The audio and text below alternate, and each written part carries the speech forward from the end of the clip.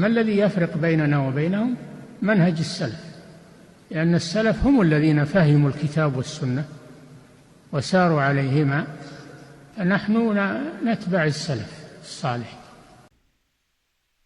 بسم الله والحمد لله والصلاة والسلام على رسول الله وعلى آله وصحبه ومن تبعهم بإحسان إلى يوم الدين. أما بعد، السلام عليكم ورحمة الله وبركاته. الحمد لله.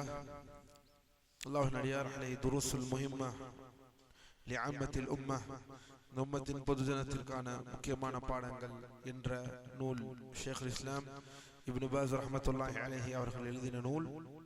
அந்த நூலின் விளக்க உரை இத்ஹாஃபு தவில் ஹிம்மா ஷர்ஹி துருசுல் முஹிம்மா, உயர்ந்த இலக்குடையோருக்கு ஒரு உன்னத அன்பளிப்பு. ஷேக் அரஃபாத் பின் ஹசன் அல் முஹம்மதி ஹஃபிதஹுல்லாஹ் அவர்களின் விளக்க உரை. அல்லாஹ்வின் அடியார்களே, 29வது அமர்வு, 29வது அமர்வில் இருக்கிறோம். ஆறாவது பாடம் ஷுரூத்து ஸலாஹ், தொழுகையின் நிபந்தனைகள், தொழுகையுடைய நிபந்தனைகள். தொழுகையின் நிபந்தனை என்றாலே ஒரு வணக்கத்திற்கு வெளியே இருக்கக்கூடிய விஷயங்கள். நாம் ஏற்கனவே பார்த்தோம். நிபந்தனைக்கும் தூண்களுக்கும் உள்ள வித்தியாசம் என்ன என்றால், தூண்கள் என்றால் வணக்கத்திற்குள்ளே நடக்கக்கூடியது. வணக்கம் செய்ய ஆரம்பித்தவுடன் இருந்து வணக்கத்தின் முக்கியமான அம்சங்கள், ருக்கு, சஜிதா, இதெல்லாம் தூண்கள்.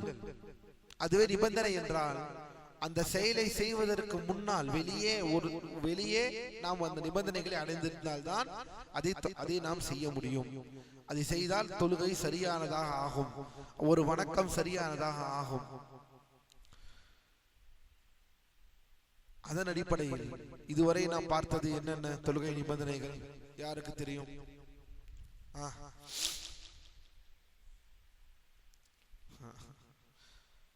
புதிதாக அப்படியே வந்து அமர்ந்தால் ஒவ்வொரு வகுப்பும் போன வகுப்பில் என்ன பார்த்தோம், என்ன படித்தோம் என்பதை நாம் மீளாய்வு செய்து வந்தால்தான் நமக்கு எளியதாக இருக்கும். சென்ற வாரம் படித்தோம், ஆனால் இந்த வாரம் கேட்டால் என்னது அஹ்சன், அது வருகிறது.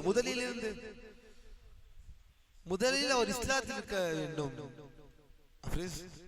அவர் முதலில் முஸ்லீமாக இருக்க வேண்டும். அதுதான் முதல் நிபந்தனை. போன கிளாஸ்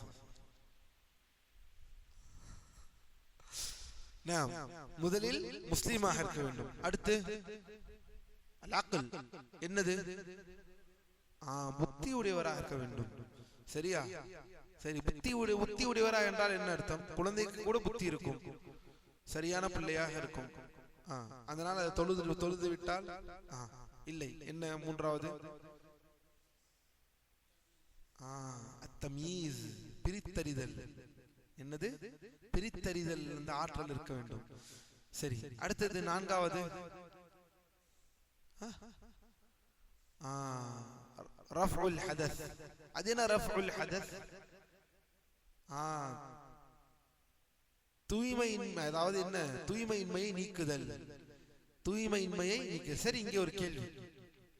இஸ்லாம், கவனியுங்கள், தெரிந்தவர்கள் பதில் சொல்லலாம்.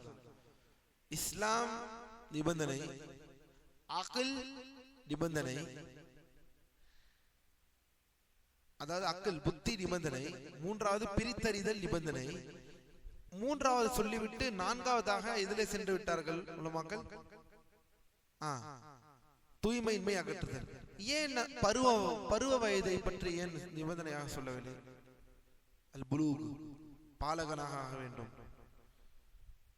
புத்தியை பற்றி பேசியிருக்கிறோம், அந்த புத்தி பிரித்தறிய புத்தியாக இருக்க வேண்டும். ஏன் புலூகை பற்றி சொல்லவில்லை? புலூக் என்றால் என்ன? புலூக் என்றால் என்ன? நீ பாலிகா? ஆம், நீ பாலிக். புலூக் என்றால் என்ன? வயதுக்கு வருவது, பருவத்தை அடைவது. ஆணாக இருந்தாலும் பெண்ணாக இருந்தாலும் அந்த வயதுக்கு வருவது. அதற்கான அறிகுறிகளை எல்லாம் நாம் பார்த்தோம். ஏன் இதை சொல்லவில்லை? தெரிந்தவர்கள் கை தூக்கலாம்.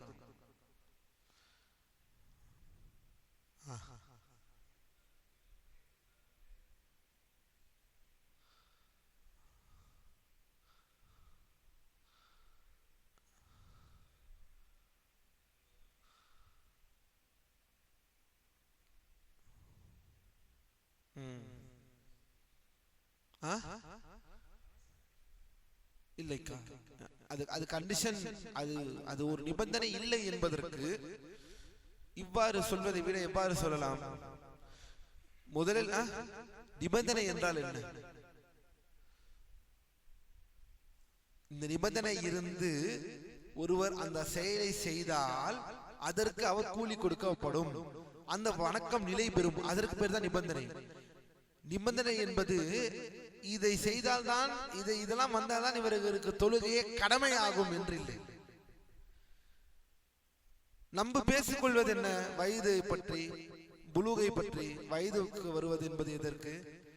தொழுகை கடமையாகும் அவர் ஹக்கில். அதுக்குத்தான் வயதுக்கு வருவதை பற்றி பேசணும். விளங்குகிறதா? அது வேறு, நிபந்தனை என்பது வேறு.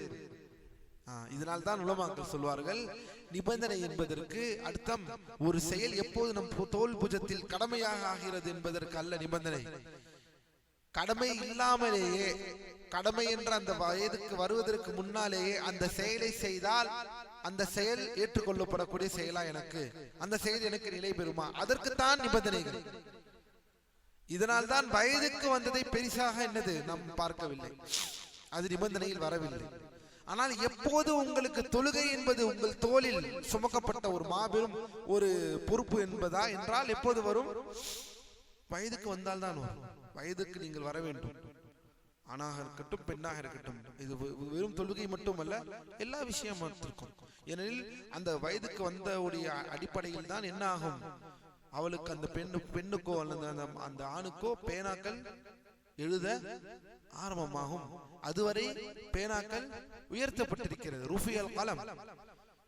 நன்மை தீமை, தவறு செய்தால் தவறு, அதற்கான பாவம், நன்மை செய்தால் அதற்கான நன்மைகள், ஏடுகள், இது அனைத்தும் இதிலிருந்து தான் ஆரம்பமாகிறது. அது தொழுகை, மற்ற வணக்க வழிபாடுகள் என்ற அனைத்தும் விஷயம் சுயமான அந்த விஷயத்திற்குள் வந்து விடுவான், ஒரு பாலகனாக வந்து விடுவான். அதனால்தான் நிபந்தனையில் இந்த வயதுக்கு வருவது என்பது ஒரு நிபந்தனையாக கிடையாது.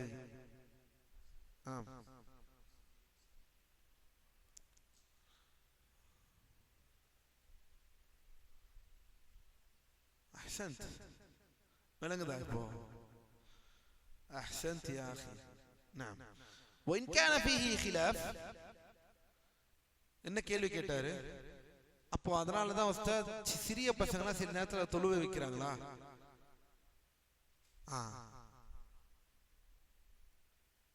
இது முக்கியமான ஒரு விஷயம் தான். இது இதோட சம்பந்தப்பட்டதாக சொல்றாங்க மக்கள். ஏனெனில் அவர் தொழுகையை அவர் வயதுக்கு வரவில்லை என்றாலும் புத்தியுடையவராகவும் பிரித்தறியக்கூடிய அந்த நிபந்தனை அடைந்ததினால் அவருக்கு அந்த தொழுகை செய்தால் அந்த வணக்கம் நிலை பெறும். அப்படி என்றால் இமாமாக நிற்பதற்கு என்ன தடை? இதனால் தான் சில நேரங்களில் சிறியவர்கள் எல்லாம் தொழு வைக்கும் போது நடக்கிறது. ஆனாலும் இதில் கவனம் தேவை. படித்தவர்கள், அவரை விட பெரியவர்கள், கல்வியிலே முதிர்ச்சியானவர்கள் இருக்கும் பொழுது இந்த விஷயத்திலே உலமாக்கள் ரொம்பவும் கவனமாக இருக்க வேண்டும்.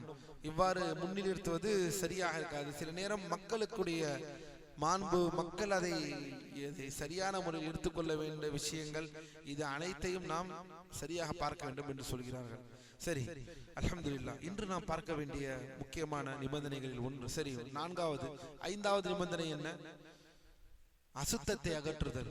3 விஷயங்கள் இருந்து அசுத்தத்தை அகற்றிருக்க வேண்டும் ஒரு முஸ்லிம். என்னென்ன? உடல், ஆடை, தொழுமிடம். உடல், உடை, தொழுமிடம். உடல், உடை, தொழுமிடம். இந்த 3த்திலிருந்தும் அசுத்தங்கள் இல்லாதிருக்க வேண்டும். அந்த அசுத்தத்தை அகற்றிருக்க வேண்டும். இது தொழுகையை அவர் அடைவதற்கு முன்னால் அவரிடம் இருக்க வேண்டிய மிக முக்கியமான நிபந்தனை.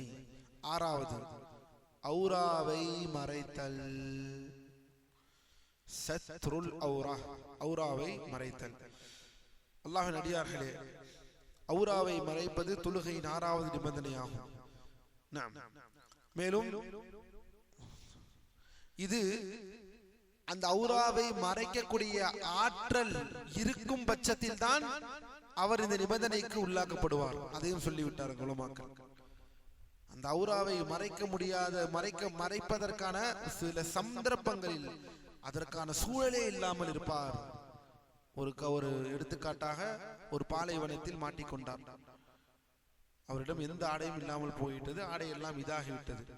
தொழுகை நேரம் வந்து விட்டது. அவரை மறைத்துக்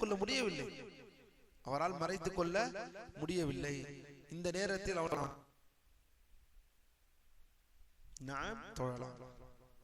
இந்த நேரத்தில் அவர் தொழலாம் என்றால் தொழலாம். ஏனெனில் இந்த நிபந்தனை எப்படிப்பட்ட நிபந்தனை என்றால் லா யகூனு ஹாதா ஷர்த் இல்லா மஅல் குத்ரா இல்லா மஅல் குத்ரா. என்னது? ஆற்றல். இதற்கான ஆற்றல் இருக்கும் பட்சத்தில் தான் அவர் இந்த நிபந்தனைக்கு கேள்வி கேட்கப்படுவார். நாம் அல்ஹம்துலில்லாஹ் நாம் அதே நிபந்தனையில் தான் இருக்கிறோம். நமக்கு அதற்கான ஆற்றல் இப்போது இருக்கிறது இந்த பூமியில். அப்படி ஒரு இக்கட்டான ஒரு சூழல் ஏற்படும் பொழுது அதற்கான ஒரு சூழல் இல்லை என்றால் நாம் அவர் இந்த விஷயத்தை செய்து கொள்ளலாம். அதே மார்க்கம் சொல்கிறது. மேலும் ஔராவை மறைக்க சக்தி இருந்தும் ஒருவர் நிர்வாணமாக தொழுதால் அவரது தொழுகை பாத்திலாகி விடுகிறது. ஸலாத்துஹா பாத்திலா ஃபலா ஸலாத்துஹு பாத்தில் ஃபஇன்ன ஸலாத்தஹு பாத்திலத்துன். ஔராவை மறைக்கும் சரி, அதிலே பொடுபோக்காக இருப்பவர்கள் எல்லாம் எதில் பொடுபோக்கு? யார் ஒரு எடுத்துக்காட்டு சொல்ல முடியும்? இன்று லா இலாஹ இல்லல்லாஹ் பேண்டை போட்டு ஔராவை மறைக்க முடியாத ஒரு சூழலுக்கு இன்னும் முஸ்லிம்கள் தள்ளப்பட்டு விட்டார்கள். அந்த ஔராவிற்கு தர வேண்டிய முக்கியத்துவத்தை இன்று நாம் தருவதில்லை. அல்லாஹ்வின் அடியார்களே, அல்லாஹ் நம்மை பாதுகாப்பானாக. சரி, முதலில் ஔரா என்றால் என்ன? இங்கே ஆணின் ஔரா, ஆணினுடைய ஒரு ஔரா மறைக்க வேண்டிய பகுதி தொப்புள் முதல் முழங்கால் வரை. தொப்புள் முதல் முழங்கால் வரை. அப்படி என்றால் என்ன? தொப்புள் முதல் முழங்கால் வரை என்றால் தொப்புள் என்றால் என்ன? சுர்ரா. முழங்கால் என்றால் முட்டிக்கு கீழ், முட்டியை சேர்த்து. இது ஆணின் ஔரா. பெண்ணுடைய ஔரா என்ன? பெண்ணுடைய ஔரா முகம் மற்றும் உள்ளங்கைகள் தவிர அவரது உடல் முழுவதும் ஔராவாகும். முகம் மற்றும் உள்ளங்கையை தவிர அவரது உடல் முழுவதும் ஔராவாகும். மேலும் அல்லாஹ்வின் அடியார்களே, பாரக்கல்லாஹு ஃபீக்கும், மேலும் ஒரு ஹதீஸை சொல்கிறார்கள் அல்லாஹ்வின் தூதர் ஸல்லல்லாஹு அலைஹி வஸல்லம். அந்த ஹதீஸ் என்னவென்றால் லா யக்பலுல்லாஹு ஸலாத ஹாயிதின் இல்லா பிஹிமார். கவனியுங்கள், அல்லாஹ்வின் தூதர் சொல்கிறார்கள், மாதவிடாய் வயது அடைந்த ஒரு பெண்ணின் தொழுகை, அதாவது மாதவிடாய் அடைந்தவள் என்றால் ஒரு பெண்ணுடைய தொழுகையை தலைக்கு முக்காடில்லாமல் அல்லாஹ் ஏற்றுக்கொள்வதில்லை. தலைக்கு முக்காடில்லாமல், ஹிமார் இல்லாமல் அல்லாஹ் ஏற்றுக்கொள்வதில்லை என்று சொல்கிறார்கள். அப்படி என்றால் என்ன? முக்காடு என்றால் தலையை மறைக்க வேண்டும், முடி தெரியாமல் பார்த்து கொள்ள வேண்டும். வெறுமன எனில் இதிலும் பொடுபோக்கு இருக்கும் பெண்களுக்கு. அப்படி இருந்தால் நாம் அதை சொல்ல வேண்டிய நம் மீது கடமை. தொழும் பொழுது முடி தெரியாது, தலைகளினுடைய முடி தெரியாது, அனைத்தையும் மறைத்து தொழ வேண்டும். முக்காடு, சரியான முறையில் முக்காடை அணிந்திருக்க வேண்டும். அதுதான் ஔரா. அவர்களுக்கு இரண்டே விஷயம் தெரியும் என்றால் அது முகம், அவருடைய இந்த உள்ளங்கைகள். இதுதான் தெரிந்து அவர்கள் நிற்க வேண்டும். இது மட்டும்தான் தெரியப்படுத்த வேண்டும், வெளிப்படுத்தப்பட வேண்டும். இந்த முகமும் இந்த உள்ளங்கைகளும், இது அல்லாத வேறு எதுவும் தெரியக்கூடாது அவர்கள் தொழுகையில். ஆண்களுக்கு தொப்புளிலிருந்து முழங்கால், முட்டி வரை, இதுவரை இருக்கிறது. சரி, அல்லாஹ்வின் அடியார்களே, பாரக்கல்லாஹு ஃபீக்கும், இதன் மூலம் பருவமடைந்த பெண் தொழுகையில் தன்னை மறைத்துக் கொள்வது கட்டாயம் என்றும் தலை திறந்த நிலையில் தொழுதால் அவரது தொழுகை செல்லாது என்றும் நிரூபணமாகிறது. ஷேக் சொல்கிறார், ஷேக் அரஃபாத், தலையை திறந்த நிலையில் தொழுதால் அவரது தொழுகை என்று நிரூபணமாகாது. மேலும் அவர்கள் கடை வீதிகளில் மக்கள் மத்தியில் அவ்வாறு வெளியேறக்கூடாது. அதையும் சொல்கிறார்கள். முகத்தை திறந்த நிலையில் முகத்துடை திறந்த நிலையில் அவர்கள் வெளியே செல்லக்கூடாது என்பதையும் ஷேக் அவர்கள் இங்கே ஒரு உபதேசமாக சொல்கிறார்கள். نعم فلا تصح صلاتها وليس لها أن تخرج وقال صلى الله عليه وسلم غطي فخذك فإنها من العورة أو غطي فخذك فإنها من العورة. மேலும் இன்னொரு ஹதீஸ் பாருங்கள், நபி ஸல்லல்லாஹு அலைஹி வஸல்லம் சொல்கிறார்கள், உன் தொடையை மறைத்துக்கொள், ஏனெனில் அது ஔராவில் உள்ளதாகும். ஏனெனில் தொடை ஔராவா? தொடை ஔரா. இந்த ஹதீஸ் அதை தான் நமக்கு காட்டுகிறது. கத்தி என்னில் இன்று ஷார்ட்ஸ் போட்டு வருகிறோம் என்ற பெயரில் தொடையை காட்டுவது, பள்ளிவாசலுக்குள் தொழக்கூடிய நேரங்களில் அல்லாஹ் நம்மை பாதுகாப்பானாக. அல்லாஹ்வின் அடியார்களே, தெளிவாக புரிந்து கொள்ளுங்கள், ஔராவுடைய எல்லை ஆண்களுக்கு தொப்புளிலிருந்து முட்டி, அதாவது முழங்கால் வரை இது மறைத்திருக்க வேண்டும். தொடையும் சரி, இது ஔரா, இது ஔராவாகத்தான் இருக்கிறது. கத்தி ஃபகிதக் ஃபஇன்னஹா மினல் ஔரா. அதே போல அல்லாஹ்வின் அடியார்களே, ஒருவேளை ஏனெனில் இந்த தொடை விஷயம் ஒரு விஷயம் இருக்கிறது. என்ன? ஆடை அணிய சக்தி இருந்தும் ஒருவர் தனது தொடையை பாதி, அதாவது அந்த தொடையை மறைக்காமல் வெளிப்படுத்தி தொழுவது கூடாது என்பதில் எந்த சந்தேகமும் இல்லை. ஏனெனில் தொடையுடைய விஷயத்தில் உலமாக்களுக்கு மத்தியில் கருத்து வேறுபாடு இருக்கிறது. தொடை ஔராவா? தொடையை தெரிந்தால் அப்படி என்றால் என்ன அர்த்தம்? சில பேர் என்ன சொல்கிறார்கள் என்றால், ஔரா என்றால் இதிலிருந்து இதுவரை தான், இதிலிருந்து இதுவரை, இதுதான் ஔரா. தொப்புளில் இருந்து நம்முடைய மர்ம உறுப்பு வரை வருவதுதான் ஔரா. அது அப்படிப்பட்ட கூற்று ஒரு சில இதே கொண்டு சம்பவத்தை கொண்டு புரிந்து கொள்ளப்பட்டாலும் அந்த இடத்தை தெளிவாக இந்த ஹதீஸை கொண்டு ஷேக் அவர்கள் அதற்காக தான் இந்த ஹதீஸை கொண்டு வருகிறார்கள். என்ன ஹதீஸ் இது? அல்லாஹ்வின் தூதர் ஸல்லல்லாஹு அலைஹி வஸல்லம் அவர்கள் சொல்கிறார்கள். மேலும் இந்த ஹதீஸ் அப்துர் ரஸாக் இப்னு அபி ஷைபா, முஸன்னஃப் அப்துர் ரஸாக், முஸன்னஃப் இப்னு அபி ஷைபா, சுனன் முஸ்னத் அஹ்மத், அபு தாவூத் போன்ற பல ஹதீஸ்களில் பதிவு செய்யப்பட்டுள்ளது. ஹதீஸ் ஹசன், ஏற்றுக்கொள்ள தரத்தில் இருக்கிறது. உங்கள் தொடையை மறைத்துக் கொள்ளுங்கள், அது ஔராக்களில் உள்ளதாகும் என்று அல்லாஹ்வின் தூதர் சொல்லிவிட்டார்கள். அப்படி என்றால் தொடையை மறைத்துக் கொள்ள வேண்டும் என்றால் நம்முடைய ஔரா எதுவரை? முட்டி வரை, முழங்கால் வரை. இது ஔராக்களாக நமக்கு இருக்கிறது.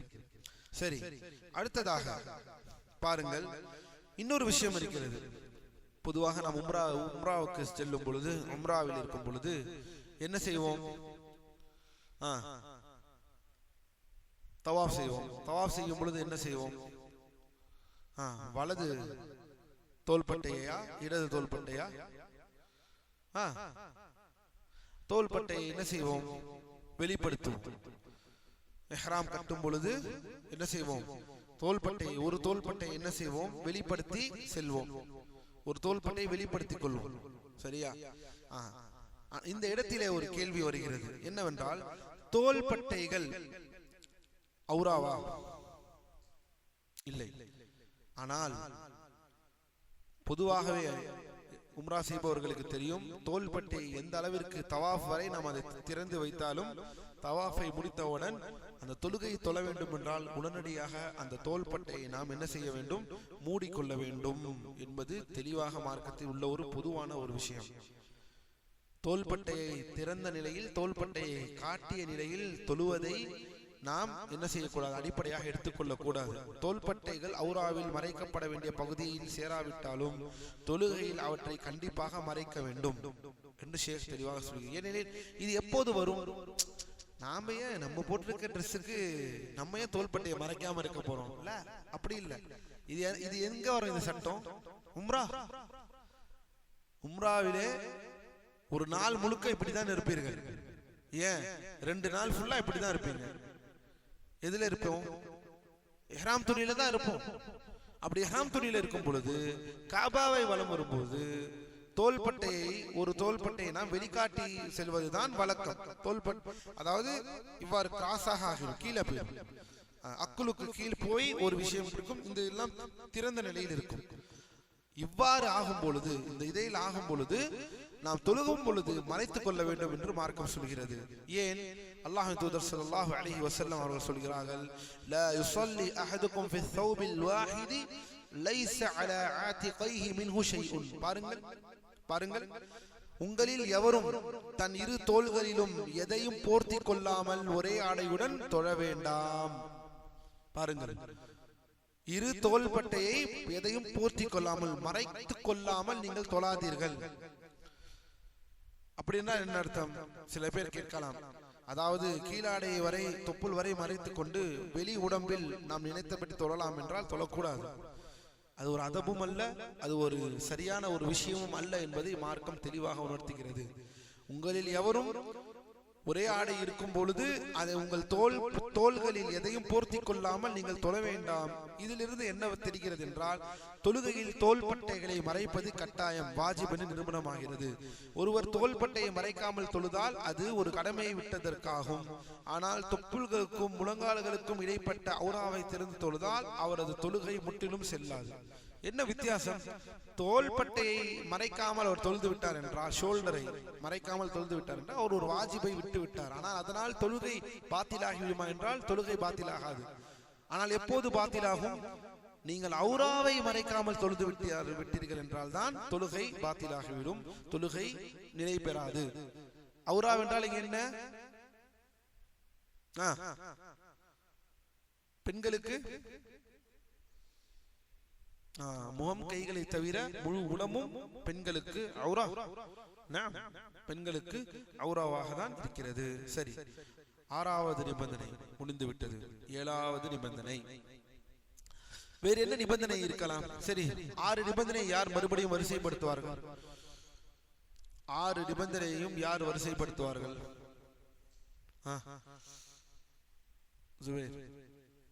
6 நிபந்தனைகளை யார் வரிசைப்படுத்துவார்கள்?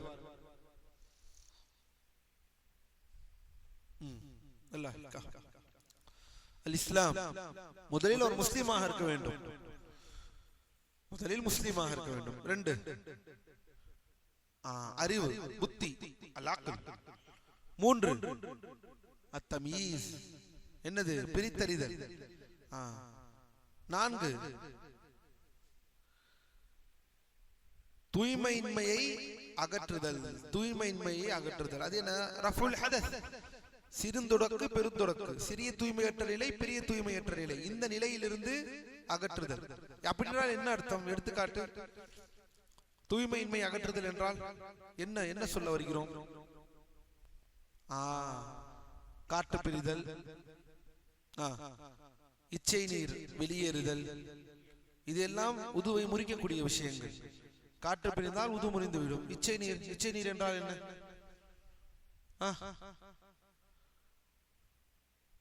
இச்சை நீர் என்ன என்று சொல்லுவோம் அரபியில்? விந்தா. விந்து வெளியேறினால் பெருத்துடக்கு, குளிப்பு கடமையாகிவிடும், உது கடமையாகாது. விந்து வெளியேறினால் என்ன கடமையாகும்? உதுவா குளிப்பா? குளிப்பு. சரி, இச்சை நீர் வெளியேறினால் உது.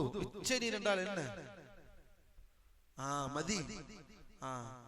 அந்த இச்சை அதிகமாகும் பொழுது, லா கத்தர் அல்லாஹ், அந்த இச்சை அதிகமாகும் பொழுது அல்லாஹ்வின் அடியார்களே என்ன வரும்? வெள்ளை நிறத்தில் வரும். வெள்ளை நிறத்தில் வரக்கூடிய அந்த தண்ணீர், அது முக்கியமாக உடலுறவு கொள்வதற்கு முன்னால், விந்து வெளியேறுவதற்கு முன்னால் அது வரும். அது வரக்கூடிய இடம் விந்து வெளியேறுவதற்கு முன்னால். அது நஜிஸா? அது நஜிஸ். அதனால் உது செய்ய வேண்டுமா? கண்டிப்பாக உது செய்ய. அந்த இடத்தை கழுவி உது செய்ய வேண்டுமா? உது செய்ய வேண்டும். அது ஆடையில் பட்டால் ஆடையை கழுவி கொள்ள வேண்டுமா? ஆம், ஆடையை கழுவி கொள்ள வேண்டும். கவனம். அடுத்து அதே போலத்தான் விந்து வெளியேறினால் குளிப்பு கடமையாக விடுகிறது. பெரிய தொடக்கிலிருந்தும் அவர் வெளியே வர வேண்டும். விந்து வெளியேறுவது என்றால் என்ன? உடலுறவு கொள்வதனால் விந்து வெளியேறுவது மட்டுமா? உடலுறவுக்கும் விந்து வெளியேறுவதற்கும் எந்த ஒரு முடிச்சும் இல்லை. மாறாக விந்து எப்படி வெளியேறினாலும் சரி, விந்து எப்படி வெளியேறினாலும் சரி. ஏன்? உடலுறவு கொள்ளாமலே விந்தை வெளியேற்ற முடியும், பாவத்தை செய்து. அல்லாஹ் நம்மை பாதுகாப்பானாக அந்த நிலையிலிருந்து. அது ஹராம். அல்லாஹ்வின் அடியார்களே, சுய இன்பம் ஹராம், சுய இன்பம் ஹராம், மாஸ்டர்பேஷன் ஹராம். அது உங்களுடைய கைகளுக்கு கொண்டு உங்களுக்கே நீங்கள் தீங்கை இழைத்துக் கொள்ளாதீர்கள். ஆம், அது தீங்கு, அது தவறு. அதற்கான ஹலாலான ஒரு வழியை அல்ஹம்துலில்லாஹ் அல்லாஹ் சுப்ஹானஹு வ தஆலா நமக்கு காட்டியிருக்கிறான், வழங்கியிருக்கிறான். அதனால் சுய இன்பம், மாஸ்டர்பேஷன், இது அனைத்தும் ஹராமாக இருக்கிறது. அல்லாஹ் நம்மை பாதுகாப்பானாக.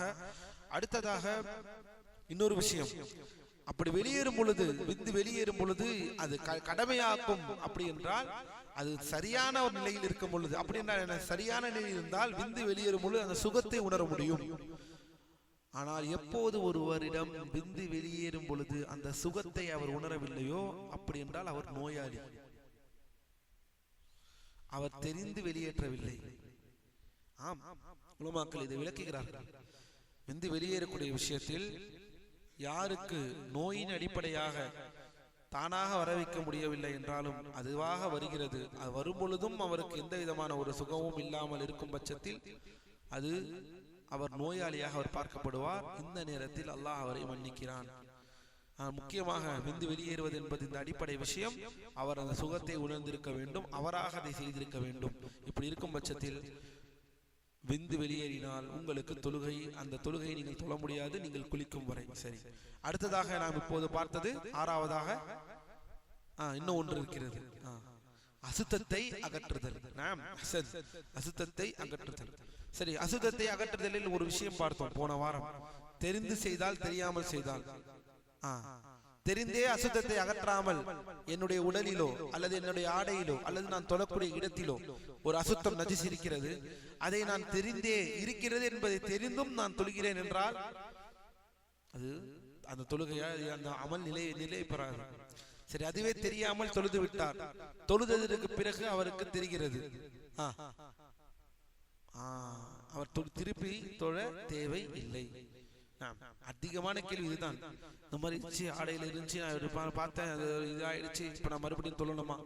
இந்த மாதிரி இருந்துச்சு, அந்த மாதிரி இருந்துச்சு, இப்படி பார்த்தோமா, மறுபடியும் தொழணுமா? எத்தனை வாட்டியை படித்தாலும் அதே கேள்வி திரும்பி வரும், புதிதாகவே பதில் சொல்லுமா அது போல் இருக்கும். சரி, கடைசியாக பார்த்தது அவுரா. சரி, வேற என்ன இருக்கும் இன்னும் நிபந்தனை? ஏழாவது நிபந்தனை துஹூலுல் வக்த். என்னதான் நீங்கள் இத்தனைக்கும் தயாராகினாலும், இத்தனை நிபந்தனைகளை அடைந்தவராக, முஸ்லிமாக, புத்தி உடையவராக, பிரித்தறியக்கூடிய தன்மையாக, அசுத்தத்திலிருந்து சுத்தமாக, நஜிசுகளை அகற்றி, அவுராக்களை மறைத்து, அழகான ஆடையை உடுத்தி நீங்கள் இத்தனைக்கும் ரெடி ஆகினாலும் வக்து வராமல் தொழ முடியாது இல்லையா? இத்தனைக்கு நீங்க தயாராகினாலும் வக்து வந்திருக்கணும் அந்த தொழுகையை தொழ. அதுவும் முக்கியமான நிபந்தனை. இத்தனைக்கும் தயாராகி வருவீர்கள், வக்து வரவில்லை என்றால் தொழ முடியாது. எல்லாரும் இல்ல ரெடி ஆயிட்டு நான் தொழ போறேன் இப்பயே அப்படின்னா தொழ முடியுமா? அந்தந்த வக்தில் அந்தந்த நேரத்தில் தான் தொழ முடியும். அதுதான் துஹூலுல் வக்த். நாம் அல்லாஹ்வின் அடியார்களே, வல்லாஹி துஹூலுல் வக்த் மிக முக்கியமான ஒரு நிபந்தனை. என்னவென்பதை பார்ப்போம். நேரத்தின் நுழைவு. ஷேக் அவர்கள் இப்னு பாஸ் ரஹ்மத்துல்லாஹி அலைஹி நேரத்தின் நுழைவு என்று சொல்கிறார்கள். ஷேக் அரஃபாத் என்ன சொல்கிறார்கள் பார்ப்போம். தொழுகை 7வது நிபந்தனை நேரத்தின் நுழைவாகும். அதன் நேரம் வந்த பின்னரே தொழுகை செல்லுபடியாகும். அல்லாஹ் தன் திருமறையிலே கூறுகிறான், சூரத்து அன்-நிசா 103வது வசனம், சூரா நிசாவிலே, அதாவது 4வது சூரா 103வது வசனத்திலே ரப்புல் ஆலமீன் சொல்கிறான், இன்ன ஸலாத கானத் அலல் முஃமினீன கிதாபன் மௌகூதா. நிச்சயமாக தொழுகை என்பது முஃமின்களுக்கு என்னவாக இருக்கிறது? குறிப்பிட்ட நேரத்தில் கடமையாக்கப்பட்டிருக்கிறது. குறிப்பிட்ட நேரங்களில் அவர்களுக்கு தொழுகை கடமையாக்கப்பட்டுள்ளது என்று அல்லாஹ் சொல்கிறான். அல்லாஹ் ரப்பல் ஆலமீன் என்ன சொல்கிறான்? 17வது சூரா 78வது வசனம், 17வது சூரா 78வது வசனம் என்ன வருகிறது? அல்லாஹ் தன் திருமறையிலே கூறுகிறான், அகிமிஸ் ஸலாத லிதுலூகிஷ் ஷம்ஸி இலா கஸகில் லைலி வ குர்ஆனல் ஃபஜ்ர் வ குர்ஆனல் ஃபஜ்ரி இன்ன குர்ஆனல் ஃபஜ்ரி கான மஷ்ஹூதா. அல்லாஹ் தன் திருமறையிலே சொல்கிறான், அல்லாஹ்வின் அடியார்களே, சூரியன் வானத்தின் நடுவில் இருந்து சாய்ந்ததிலிருந்து, அது என்ன? ஜவால். சூரியன் வானத்தின் நடுவில் இருந்து சாய்ந்ததிலிருந்து இரவின் இருள் வரை உள்ள தொழுகைகளையும் ஃபஜ்ருடைய தொழுகைகளையும் நீங்கள் நிலைநிறுத்துவீராக. நிச்சயமாக ஃபஜ்ருடைய தொழுகை வானவர்கள் கலந்து கொள்ளக்கூடியதாக இருக்கிறது. மஷ்ஹூதா, மக்களுக்கு ஒரு அடிப்படையான ஒரு விஷயமாக இருக்கிறது என்று அல்லாஹ் தன் திருமொழியை கூறுகிறான். சரி, நேரங்கள் எவ்வாறு கண்டுபிடிப்பது என்பதையும் தெளிவாக வருகிறது, பார்ப்போம். மேலும் ஷேக் சொல்கிறார்கள், அல்லாஹ்வுடைய ஒவ்வொரு தொழுகைக்கும் நேரம் உண்டு. முதலில் நண்பகலுடைய நேரத்தை பார்ப்போம். துஹருடைய நேரம். அல்லாஹ்வின் அடியார்களே, துஹருடைய நேரம் எப்போது? நாம் எல்லோருக்கும் தெரியும், சூரியன் உதிக்கிறது. அந்த சூரியன் உதிக்கும் பொழுது சூரியன் ஒரு இடத்திற்கு வரும். என்ன இடத்திற்கு வரும்? உச்சிக்கு வரும். உச்சிக்கு வந்ததினால் துஹருடைய வக்த் வரவில்லை. கவனியுங்கள், ஷேக் சொல்கிறார்கள், வலிகுல்லி ஸலாஹ் ولكل صلاة وقته فوقت الظهر يدخل بزوال الشمس باتفاق العلماء إلى أن يصير ظل كل شيء مثله. கவனியுங்கள் அல்லாஹ்வின் அடியார்களே, இதுவரை கவனியுங்கள், நன்றாக கவனியுங்கள். சூரியன் உச்சியிலிருந்து சாய்ந்தவுடன் துஹருடைய வக்த் ஆரம்பமாகிறது. துஹருடைய வக்த் ஆரம்பமாகிறது என்பதில் அறிஞர்கள் ஏகோபித்த கருத்து. மேலும் ஒவ்வொரு பொருளின் நிழலும் அதன் உயரத்திற்கு சமமாகும் வரை அந்த நேரம் நீடிக்கும். அப்படி என்றால் என்ன? உண்மையிலேயே வக்துடைய நேரத்தை நாம் தியரட்டிக்கலாக படித்தால் அது அந்த அளவிற்கு புரியாது. வக்துடைய நேரம் மட்டும் மிக முக்கியமாக நாம் பிராக்டிக்கலாக படித்தால் மட்டும்தான் அந்த பழக்கம் நமக்கு வரும். என்ன சொல்கிறார்கள் உலமாக்கள்? ஹதீஸில் இவ்வாறு தான் வருகிறது. கவனியுங்கள், சூரியன் என்பது கிழக்கிலிருந்து உதிக்கும். உதித்து அது மேலே செல்லும், மேலே செல்லும், மேலே செல்லும், மேலே செல்லும், மேலே செல்லும். உலமாக்கள் என்ன சொல்கிறார்கள்? இதை கண்டுபிடிக்க நம்மை ஒரு கலியை எடுத்துக்கொள்ள சொல்கிறார்கள். ஒரு குச்சி, ஒரு குச்சி. சரியா? நன்றாக கவனித்து பாருங்கள். இப்போது ஒரு பொருள் இருக்கிறது. கவனியுங்கள், இப்போது ஒரு பொருள் இருக்கிறது. இது சூரியன், இது சூரியன். இந்த சூரியனுடைய வெளிச்சம் இப்போது நான் பக்கவாட்டில் வைத்திருக்கிறேன், உச்சியில் வைக்கவில்லை, பக்கவாட்டில் வைத்திருக்கிறேன். கவனியுங்கள், இந்த பக்கம் அல்லது இந்த பக்கம். நன்றாக கவனித்துக் கொள்ளுங்கள். ஒரு குச்சி, சூரியன் இவ்வாறு உதிக்கிறது. கவனியுங்கள், இப்போது இந்த சூரியனுடைய கதிர்கள் இந்த பொருளை மறைக்கும் பொழுது நிழல் உண்டாகும். ஆமாவா இல்லையா? நிழல் எங்கே உண்டாகும்? இந்த சைடு நிழல் உண்டாகும். கவனியுங்கள் நல்லாக. இவ்வாறு நிழல் உண்டாகும் பொழுது எவ்வாறு கிடைக்கும்? இந்த பொருளை மொத்தமாக மறைத்ததினால் எவ்வளவு பெருசு கிடைக்கும்? பெருசாக கிடைக்கும். பக்கவாட்டில் வைத்தால் பெருசாக கிடைக்கும். இந்த பக்கவாட்டில் வைத்தாலும் நிழல் இந்த பக்கம் பக்கவாட்டில் கிடைத்தாலும் பெருசாக கிடைக்கும். அதுவே இங்கே வைத்தால் எப்படி கிடைக்கும் தெரியுமா? மிகவும் குறைந்து கிடைக்கும்.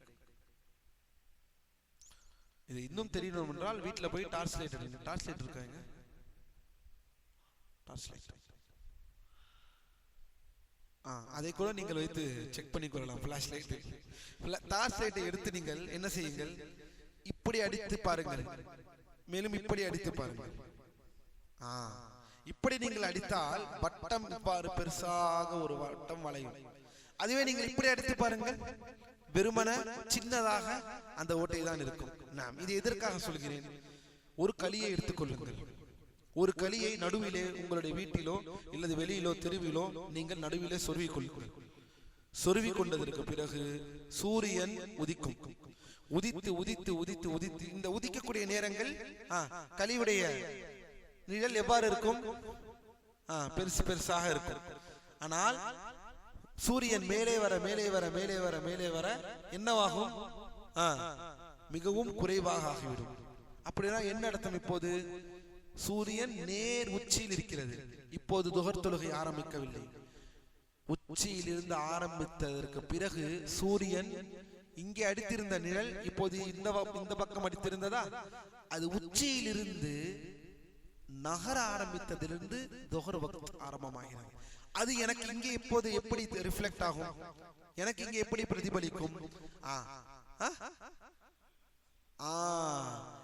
உச்சியில் நின்ன ஒரு இடத்தில் வரும் பொழுது நின்று விடும். அதான் உலமாக்கள் என்ன சொல்லுவார்கள் என்றால், களியை வைத்ததற்கு பிறகு சூரியன் அடிக்க அடிக்க நிழல் அவ்வாறே நோந்து கொண்டே வந்து ஒரு இடத்தில் வந்து நிற்கும். அவர் நிற்கும் பொழுது உச்சி, அந்த உச்சியில் நின்றதற்கு பிறகு அந்த சூரியன் இப்படி இறங்க ஆரம்பித்தது, உச்சியிலிருந்து இறங்க ஆரம்பித்தது இங்கே தெரியும். எப்படி தெரியும்? அந்த வாட்டம் மாறி லேசாக கூடுதலாக ஆரம்பிக்கும். அதுதான் துஹருடைய வக்த். அதுதான் துஹருடைய வக்த். இது எதுவரை ஆகும்? இது எதுவரை நீண்டும்? இந்த குச்சியுடைய அளவிற்கு அவரை, இந்த குச்சியுடைய அளவு எடுத்துக்காட்டாக சொன்னால் என்ன? அல்லாஹ்வின் அடியார்களே, ஒரு அடி கழி என்றால் கவனியுங்கள், ஆல்ரெடி எவ்வளவு வந்திருக்கிறது? ஒரு காலடி வந்து விட்டது. துஹருடைய வக்த் ஆரம்பமாகிவிட்டது கூடுதலாக. எனில் சூரியன் உச்சியிலிருந்து நவுந்து விட்டது. அப்படி நவுந்ததற்கு அவ்வளவு எவ்வளவு நவுந்ததோ அதற்கு கூடுதலாக வந்த அந்த இடத்தில் இருந்து இந்த களி ஒரு அடி என்றால் அதிலிருந்து மறுபடியும் ஒரு அடி அளவிற்கான அதே நிழல் படும் வரை நீங்கள் துஹர் தொழுகை தொழுது கொள்ளலாம். துஹருடைய வக்த் அப்படின்னா என்ன அர்த்தம்? எப்போது இந்த களியுடைய அதே அளவிற்கு நிழல் வந்து விட்டதோ அப்போதிலிருந்து அசர் தொழுகை ஸ்டார்ட் ஆகிறது. எப்போது அந்த களியுடைய அதே அளவிற்கு, இன்ஷா அல்லாஹ், அல்லாஹ் நாடினால் நீங்கள் எல்லாம் விரும்பினீர்கள் என்றால் இன்றோ அல்லது நாளையோ அதை நாம் செயல்முறைப்படுத்தி பார்க்கலாம் இன்ஷா அல்லாஹ். ஒண்ணுமில்லை, வக்தை எவ்வாறு கண்டுபிடிப்பது? துஹரிலிருந்து பார்க்கணும். துஹர் தான் பெஸ்ட், அதுல தான் தெரியும் அது எவ்வாறு நிற்கிறது, அது உச்சிக்கு போகும் பொழுது அது நிலை என்ன. இவ்வாறுதான் வக்தை கண்டுபிடிப்பது. வக்தை கண்டுபிடிப்பது இவ்வாறு தான். இதை என்னால் எவ்வளவு விளக்கமாக சுருக்கமாக சொல்ல முடியுமோ அதை சொல்லிவிட்டேன். என்னதான் இருந்தாலும் இதை நாம் வக்தை பொறுத்தவரை அல்லாஹ்வின் அடியார்களே, அது பிராக்டிக்கலான ஒரு கல்வி. அதை வெறுமன புத்தகத்தில் படித்து செல்வதல்ல. சரி, சூரியன் உச்சியில் சாய்ந்தவுடன் அறிஞரில் ஏகோபித்த முடிவின்படி அது வக்து தொடங்குகிறது. ஒவ்வொரு பொருளின் நிழலும் அதன் உயரத்திற்கு சமமாகும் வரை அந்த நேரம் நீடிக்கும். நீங்கள் பாருங்கள், பொதுவாக பாருங்கள், துஹர் வக்த் ஆரம்பமானதிலிருந்து நீங்கள் எந்த பொருளை வைத்தாலும் அந்த நிலை, அந்த பொருளுடைய அளவு ஒரே அளவாக இருக்காது. இவ்வளவு இருந்தால் கொஞ்சோன்று இருக்கும், இந்த பொருள் இருந்தால் அவ்வாறு இருக்கும் என்று கொஞ்சம் கொஞ்சமாக கலந்து தான் இருக்கும். அது ஒரு நேரம் வரும், அந்த நேரத்தில் நீங்கள் அந்த பொருளை வைத்தால் அந்த பொருளுடைய அளவு எவ்வளவோ அதே அளவிற்கு நிழல் இருக்கும். அப்படி என்றால் என்ன அர்த்தம்? அசர் வந்து விட்டது என்று அர்த்தம். அசர் வந்து விட்டது என்று அர்த்தம். ஆனால் இதை இன்னும் பிராக்டிக்கலாக அதை நீங்கள் பார்க்கும் பொழுது மாஷா அல்லாஹ், ஏன் இதெல்லாம் சொல்கிறது மார்க்கம்? அல்லாஹ்வின் அடியார்களை கால்குலேஷன்ஸை கொண்டு அல்ல, கேலண்டர்களை கொண்டு அல்ல. கேலண்டர்கள் எல்லாம் ஒரு அடிப்படையில் உதவுவதற்காகவே மக்கள் ஓடிக்கொண்டிருக்கக்கூடிய இந்த உலகத்தில் நம்மை நிறுத்துவதற்காக, நமக்கு நினைவூட்டுவதற்காக தான் கேலண்டரை தவிர அந்த வக்தை முடிவு பண்ணுவது கால்குலேஷன்ஸ் மூலியமாக அல்ல, ஆஸ்ட்ரானமிக்கல் கால்குலேஷன்ஸ் மூலியமாக அல்ல என்பதை நாம் புரிந்து கொள்ள வேண்டும். இல்முல் ஃபலக் என்று சொல்வோம், நட்சத்திர கல்விகள். இந்த வெதர்ல இந்த மாதிரிலாம் இருக்கிறார்கள் அல்லவா, மெட்டீரியாலஜிக்கல் சென்டர்ஸ், இதன் மூலியமாக முடிவு செய்வதல்ல, மாறாக கண்கூடாக பார்த்து தான் நாம் வக்தை முடிவு செய்வோம். அதில் மிக முக்கியமான வக்து துஹர் மற்றும் அஸ்ருடைய வக்த்.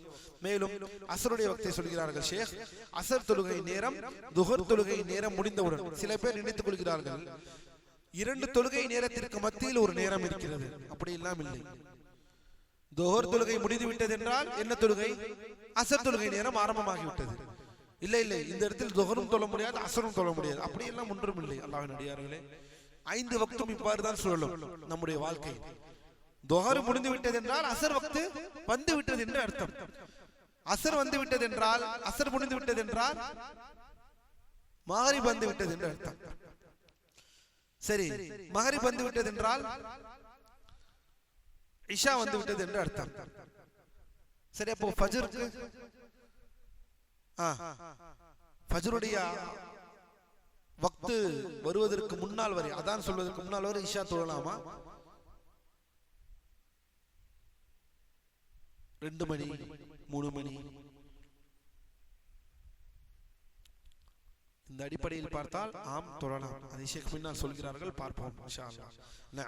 அடுத்ததாக அல்லாஹ்வின் அடியார்களே, அஸர் தொழுகை நேரம் துஹர் தொழுகை நேரம் முடிந்தவுடன் ஆரம்பித்து சூரியன் மறையும் வரை, என்னது சூரியன் மறையும் வரை நீடிக்கிறது.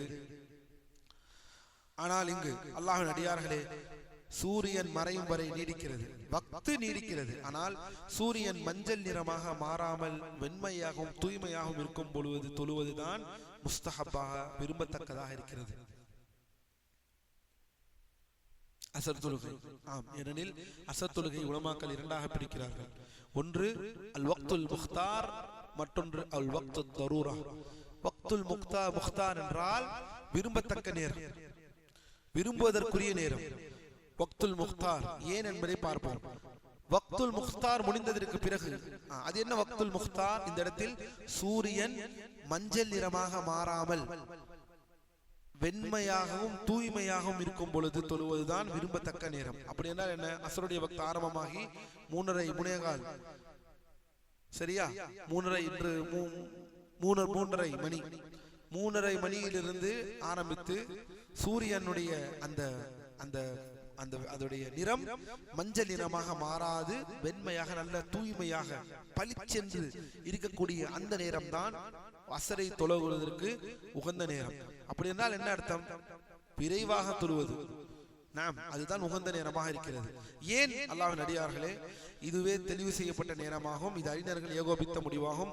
அல்லாஹ்வின் தூதர் ஸல்லல்லாஹு அலைஹி வஸல்லம் சொல்கிறார்கள், அஸர் தொழுகையை எவ்வாறு தொழுதார்கள் என்றால் சூரியன் உயர்ந்து வெண்மையாகவும் தூய்மையாகவும் இருக்கும் பொழுது நிலைநிறுத்தினார்கள். மேலும் ஷேக் அரஃபாத் சொல்கிறார்கள், கவனம் கவனம் கவனம், சூரியன் மஞ்சள் நிறமாக மாறிய பிறகு தொழுவது கூடாது. நபி ஸல்லல்லாஹு அலைஹி வஸல்லம் அவர்கள் கூறினார்கள், அது நயவஞ்சகரின் தொழுகையாகும், அது நயவஞ்சகரின் தொழுகையாகும். அவர்கள் உட்கார்ந்து சூரியனை கவனிப்பார்கள். இறுதியில் அது ஷைத்தானின் 2 கொம்புகளுக்கு இடையில் வந்ததும் அவன் எழுந்து அதை கொத்தி தொழுவான், அந்த தொழுகையை தொழுவான். அதில் மிக குறைவாகவே அல்லாஹ்வை நினைவு கூறுவான். அல்லாஹ்வின் அடியார்களே, ஒரு சில விஷயங்களை நாம் அஸர் தொழுகை விஷயங்களில் நாம் ஒரு சில விஷயங்களை கவனமாக பார்த்து கொள்ள வேண்டும். என்னவென்றால், பொதுவாக அஸருடைய நேரம் என்றால் சூரியன் வெளிப்படையாக இருக்கும் பொழுதுதான் அதை நாம் தொழ வேண்டுமே தவிர வெளிச்சமாக இருக்கும் பொழுது அதனுடைய நிறம் மாறாமல் இருக்கும் பட்சத்தில். ஆனால் முன்னர் பார்த்த அஸர் தொழுகையின் கடைசி நேரம் பற்றிய கூடுதல் தெளிவு நமக்கு புரிந்து கொள்ள வேண்டும். நேரம் முடிந்தவரை சூரியன் மஞ்சள் நிறமாக மாறத் தொடங்கும் பொழுது, சூரியன் மஞ்சள் நிறமாக, அப்படி என்னென்றால் உங்களால் நேரடியாக சூரியன் அதை கண்ணால் ஈஸியாக பார்க்க முடியும். காலையிலிருந்து மாலை வரை எந்த சூரியனை உங்கள் கண்களால் தெளிவான உங்கள் கண்களை கொண்டு பார்க்க முடியாமல் இருந்ததோ, ஒரு 5 மணி மேலே பாருங்கள், 5:30 மணி, அப்படின்னா என்ன அர்த்தம்? 5:30 மணிக்கு அஸர் தொழுகையுடைய நேரம் லேட்டாக தொழுகிறார்களோ ஒரு சில பள்ளிவாசல்களில், அந்த நேரத்தை நீங்கள் பார்த்தீர்கள் என்றால் சூரியன் மிகவும் மிகவும் உங்கள் கண்களால் பார்க்கக்கூடிய அளவிற்கு இருக்கும், மஞ்சள் நிறமாக மாறி. இதில் அல்லாஹ்வின் அடியார்களை பாரக்கல்லாஹு ஃபீக்கும் தாமதமாக தொடங்க விரும்புபவர்களின் விஷயத்திலிருந்து நாம் மிகவும் கவனமாக இருக்க வேண்டும் என்பதை மார்க்கம் சொல்கிறது. சரி, எடுத்துக்காட்டாக எப்போது இந்த தொழுகையை தாமதப்படுத்தலாம்? அஸர் தொழுகை. அல்லாஹ்வின் அடியார்களை, ஒரு சில நேரம் அவ்வாறு தொழுது விட்டால் தொழுவது கூடாது. ஆனால் தொழுவதற்கு அவ்வாறு தொழுது விட்டால் அந்த தொழுகை ஏற்றுக்கொள்ளப்படும் என்றால் அதில் எந்த சந்தேகமும் இல்லை. இதனால் தான் ஷேக் அவர்கள் ஆரம்பமே சொல்லிவிட்டார், அஸர் தொழுகையின் நேரம் சூரியன் மறையும் வரை. எடுத்துக்காட்டாக ஒரு சில விஷயங்களை உலமாக்கள் சொல்கிறார்கள். என்னவென்றால், துஹர் நேரத்தில் மாதவிடாயிலிருந்து சுத்தமாகக்கூடிய ஒரு பெண் அஸரில் தான் சுத்தமாகிறார்கள். எடுத்துக்காட்டாக, மாதவிடாய் ஒரு பெண் எப்போது சுத்தமாகிறார்களோ அவர்களுக்கு தொழுகை கடமையாகிறது. ஒரு பெண் 5 மணிக்கு தான் சுத்தமாகிறார்கள், 5 மணிக்கு சுத்தமாகிறார்கள். இப்போது தொழலாமா அஸர்? தாராளமாக தொழலாம். 5:30 மணிக்கு தான் சுத்தமாகிறார்கள். சூரியன் மறைவதற்கு இன்னும் அரை மணி நேரம் தான் இருக்கிறது மகரிப் வருவதற்கு. தாராளமாக தொழலாம். அல்லது வேறு ஏதாவது சூழல்? மாஷா அல்லாஹ், தூங்கிவிட்டார். தூக்கத்திலிருந்து உறங்கி இருக்கிறார், எந்திரிக்கிறார், அல்லது மயக்கம் போட்டு விட்டார், மயக்கத்திலிருந்து எந்திரிக்கிறார். இவர் இப்போது இந்த நேரத்தில் தொழுது கொள்ளலாமா? இல்லை இல்லை, வக்து முடிந்து விட்டது, இதனால் தொழ முடியாது என்று சொல்வீர்களா? சொல்லக்கூடாது. வேறு ஒரு காஃபிர் முஸ்லீமாக மாறுகிறார், 5 மணிக்கு இஸ்லாத்தை ஏற்றுக்கொள்கிறார், 5:30 மணிக்கு இஸ்லாத்தை ஏற்றுக்கொள்கிறார். ஏற்றுக்கொண்டதிலிருந்து அவருக்கு என்ன ஆகிறது? சரி, ஒரு குழந்தையை ஏற்றுக்கொண்டிருந்தால், ஒரு 7 வயது பிள்ளை, அவர் கடமையாக, ஆனால் நாம் இங்கே கடமையை பற்றி பேசுகிறோம். கடமையாக விட்டது என்றால் அவர் தொழலாம் இப்போதா சார்? தாராளமாக சொல்லலாம். வேறு குணமடைந்த நோயாளி, குணமடைந்த நோயாளி, இவர்கள் எல்லாம் இந்த நேரத்தில் தொழுவதற்கு மார்க்கம் நமக்கு இந்த விஷயங்களை வழங்கியிருக்கிறது என்பதை நாம் புரிந்து கொள்ள வேண்டும். சரி, அல்லாஹ்வின் அடியார்களே, பாரக்கல்லாஹு ஃபீக்கும்.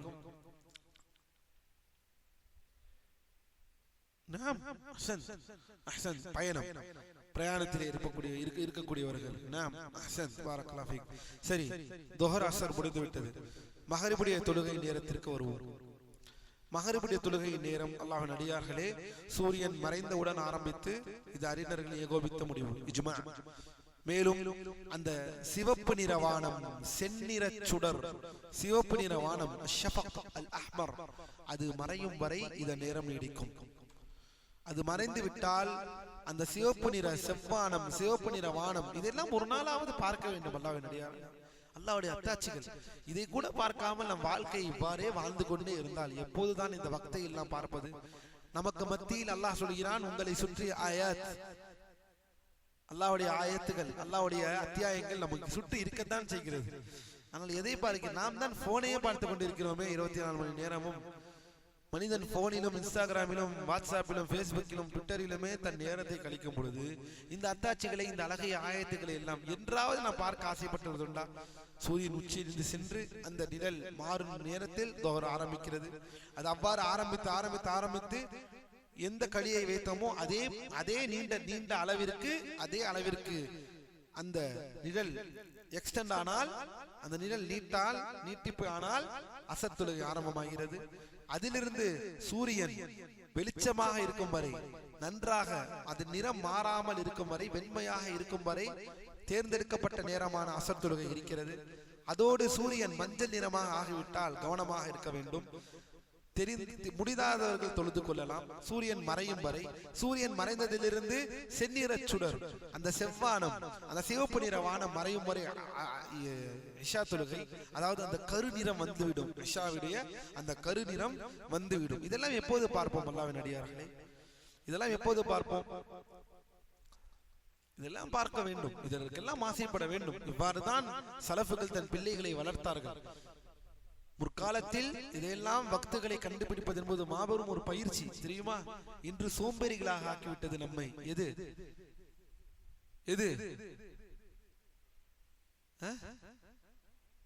கேலண்டர், இந்த அப்ளிகேஷன்ஸ், சுப்ஹானல்லாஹ், இந்த அப்ளிகேஷன்ஸ் எல்லாம் நம்மளை சோம்பேறியாக ஆகிவிட்டது.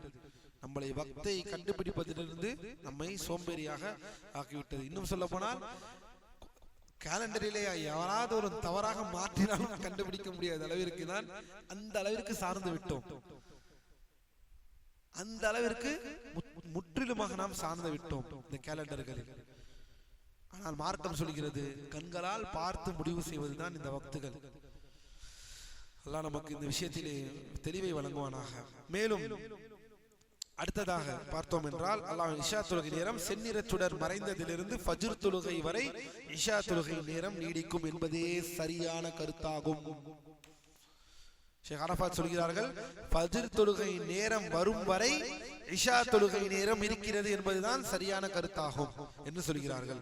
ஏனெனில் ஆயிஷா ரலியல்லாஹு அன்ஹா சொல்கிறார்கள், நபிகள் நாயகம் ஸல்லல்லாஹு அலைஹி வஸல்லம் அவர்கள் ஒரு இரவில் இஷா தொழுகையை அதிகமாக தாமதப்படுத்தினார்கள். எதுவரை தாமதப்படுத்தினார் என்றால், இரவின் பெரும் பகுதி கடந்து விட்டது. இரவின் பெரும் பகுதி கடந்து விட்டது. என்ன அப்படி என்றால் பெரும் பகுதி கடந்து விட்டது என்றால், அல்லாஹ்வின் அடியார்களே, வதஹப ஆம்மத்துல் லைல், இரவின் பெரும் பகுதி கடந்து விட்டது என்றால், இந்த இடத்தில் உலமாக்கள் இந்த ஹதீஸை கொண்டு எதை ஆதாரமாக சொல்கிறார் என்றால், ஃபஜ்ருடைய நேரம் வரும் வரை. அப்படின்னா என்ன அர்த்தம்? எல்லா வக்துடைய நேரத்தின் முடிவும் இன்னொரு வக்தின் ஆரம்பமாகிறது.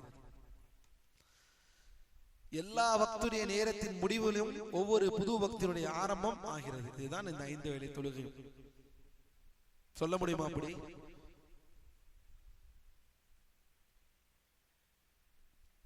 ஃபஜ்ர் முடிந்து விட்டது, துஹர் ஆரம்பமாகி விட்டதா? இது மட்டும் இங்கு விதி விலக்கு. இந்த விதியிலிருந்து எது விலகுகிறது?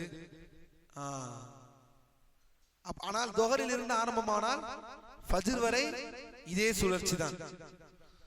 அப்படி என்றால் ஒரு நேரம், 2 தொழுகைக்கு நடுவிலே ஒரு நேரம் இருக்கிறது என்றால் அதுதான் வக்து துஹா,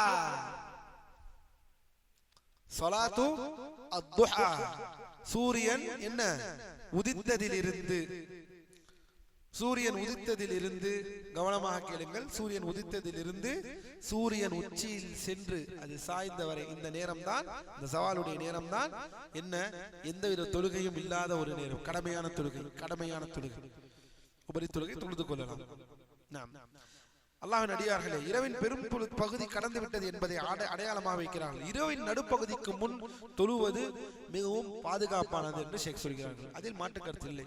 ஷேக் இப்னு பாஸ் ரஹ்மத்துல்லாஹி அலைஹி உலமாக்கள் சொல்கிறார்கள், 12 மணிக்கு முன்னால் தொழுது கொள்ளுங்கள், 12 மணிக்குள் நீங்கள் என்ன செய்து கொள்ளுங்கள், தொழுது கொள்ளுங்கள் என்று சொல்வது அந்த தாமதப்படுத்துவதற்கான ஒரு எல்லையை சொல்கிறார்களே தவிர, ஒருவேளை 3 மணிக்கு வருகிறார், இஷா தொழலாமா? நடுஜாமத்தில் தாராளமாக தொழலாம், எந்த விதமான ஒரு தடையும் இல்லை. சரி, அதே போல் ஃபஜ்ர் தொழுகை நேரம், ஃபஜ்ருக்கு வந்து விட்டோம். கடைசியாக ஃபஜ்ர் தொழுகை நேரம் ஃபஜ்ர் சாதிக், உண்மையான விடியல், அதுதான் ஃபஜ்ர் சாதிக், தோன்றியவுடன் தொடங்குகிறது. அப்படின்னா என்ன அர்த்தம்? அல்லாஹ்வின் அடியார்களே, இதில் ஏகோபித்த நபி ஸல்லல்லாஹு அலைஹி வஸல்லம் அவர்கள் அதை அதிகாலையில் இன்னும் வெளிச்சம் வர தொடங்காத நிலையில் தொழுவார்கள், கலஸிலே தொழுவார்கள். அப்படின்னா என்ன அர்த்தம்? வெளிச்சம் பெரிதாக இன்னும் சொல்கிறார்கள். கலஸுடைய அர்த்தம் என்ன சொல்கிறார்கள் என்றால், இரவின் கடைசி, இரவினுடைய கருமை, பகலினுடைய வெண்மை, இது இரண்டும் கலந்தது. இது இரண்டும் கலந்தது. ஆனால் அல்லாஹ்வின் அடியார்களே, ஒரு விஷயம் நாம் புரிந்து கொள்ள வேண்டும். இந்த கலஸ் என்ற அர்த்தத்திற்கு தவறாக புரிந்துவிடக் கூடாது.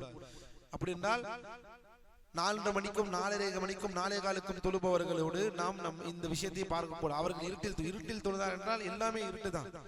இருட்டில் தொழு என்றால் ஃபஜ்ர் சாதிக், ஃபஜ்ருடைய சாதிக்கான நேரம் வந்திருக்க வேண்டும், உண்மையான விடியல் வந்திருக்க வேண்டும். அந்த விடியல் வந்ததற்கு பிறகுள்ள இருட்டை தான் மார்க்கம் சொல்வதை தவிர, அந்த ஃபஜ்ருக்கு வருவதற்கு முன்னால் உள்ள இருட்டை வைத்துக் கொண்டு நாங்கள் கலசிலை தொழுகிறோம், அல்லாஹ்வின் தூதர் கலசில் தான் தொழுதார்கள் என்று சொல்வது கூடாது. இது ஃபஜ்ருடைய நேரம். அல்ஹம்துலில்லாஹ், இதோடு முடிவு பெற்றது துஹூலுல் வக்த். இவ்வளவுதான் ஷேக் அரஃபாத் அவர்களும் இந்த இடத்திலே விளக்குகிறார்கள். எதுவரை ஃபஜ்ருடைய தொழுகை தொழலாம்? சூரியன் உதிக்கும் வரை. சூரியன் உதிக்கும் வரை தானே? சூரியன் உதிக்கும் வரை என்ன செய்து கொள்ளலாம்? ஃபஜ்ருடைய தொழுகை தொழுது கொள்ளலாம். சரி, இந்த நேரங்களில் ஒருவர் ஃபஜ்ருடைய தொழுகை எந்திரிக்கிறார் தூக்கத்திலிருந்து, தொழக்கூடியாத நேரம் ஒன்று இருக்கிறது. சரி, அது இதில் வருமா? எப்போது தொழக்கூடாத நேரம்? சூரியன் உதிக்கும் நேரத்தில் தொழக்கூடாது. சூரியன் உதிக்கும் நேரத்தில் என்னது தொழக்கூடாது. அது எதுவரை தொழக்கூடாது?